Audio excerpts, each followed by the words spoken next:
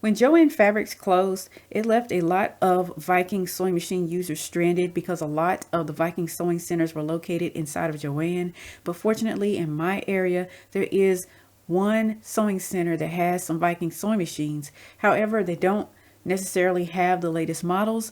And for about a year now, I have been looking for a Viking Quartz 29 because I wanted to do a review about it. This machine has 250 stitches.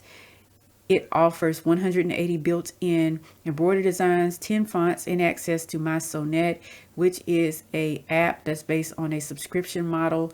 While I'm not a fan of subscription-based services, at least the option is available.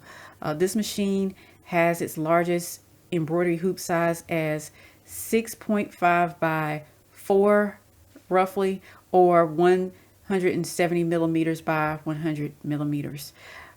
That is a small hoop size. However, it would be the right size for someone.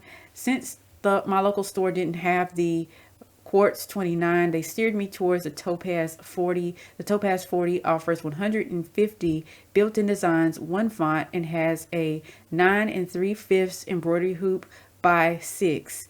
And that is a much larger hoop size.